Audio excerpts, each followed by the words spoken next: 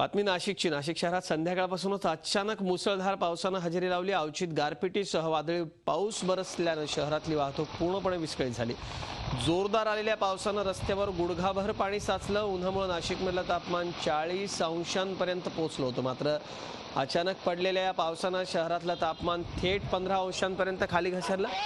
नाशिककरांना ऐन उन्हाळ्यामध्ये त्यात रविवारी थंडीचा अनुभव घ्यायला मिळाला। संध्याकाळी हा गारवा इतका वाढला की लोकांना अखेर शेकोट्या पेटवून उब घेणं भाग पडलं।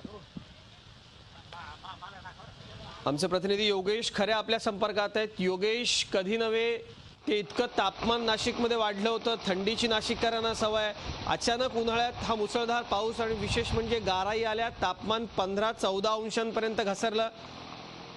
कशी मजा घेत आहेत नाशिककर या थंडीची? पावसानं काय नुकसान आहे, किती आनंद आहे? खरं म्हणजे आधीच नाशिकमध्ये नेहमीच गारवा असतो आणि त्या वातावरणासाठी नाशिक प्रसिद्ध आहे। मात्र यावेळेस नाशिकचं तापमान हे 40-41 अंशापर्यंत गेलं होतं आणि आज या पावसामुळे हे तापमान अचानक 15 सेल्सिअस अंशापर्यंत खाली आलेलं आहे। खरं म्हणजे खूप गारवा सगळ्या लोकांना मिळालेला आहे। नाशिक तर तापलेले होते पूर्णपणे गेल्या 1.5-2 महिन्यापासून आणि 4 तास सलग पावसामुळे, मुसळधार पावसामुळे नाशिकच्या सर्व भागामध्ये हा पाऊस जोरदार झालेला आहे। पाथर्डी, सातपूर भागामध्ये गारा पडलेल्या आहेत आणि शहरातल्या सगळं भाग पूर्णपणे भिजून चिंब झालेला आहे। संपूर्ण शहरामध्ये आज पूर्ण रस्ते जे होते अनेक ठिकाणी गुडघाभर पाणी या ठिकाणी साचलेलं होतं आणि त्यामुळे अनेक ठिकाणी वाहतूकही विस्कळीत झालेली होती।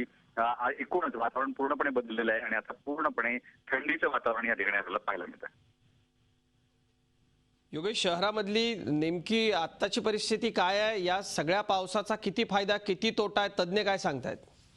खरं म्हणजे 3 ते 4 तास पाऊस जवळजवळ पडलेला आहे। आता पाऊस पूर्णपणे थांबलेला आहे, पण पाऊस शहरातल्या संपूर्ण भागात पडला आहे आणि त्याचबरोबर नंतर तो सातपूर, त्र्यंबकेश्वर या भागामध्ये गेलाय। त्र्यंबकेश्वरचा भाग जो आहे हा धरणांचा भाग आहे। धरणांचा या ठिकाणी संपूर्ण पावसाचं क्षेत्र असल्यामुळे या ठिकाणी जो पाऊस पडतो त्यामुळे धरण भरतं। कदाचित गंगापूर धरणामध्येही याचा आपल्याला फायदा होऊ शकतो। पाऊस त्या धरण क्षेत्रामध्ये किती पडलेला आहे त्यावर ते अवलंबून असेल। मात्र तरीही किमान पाणी वाढण्या इतपत पाऊस या ठिकाणी पडलेला आहे।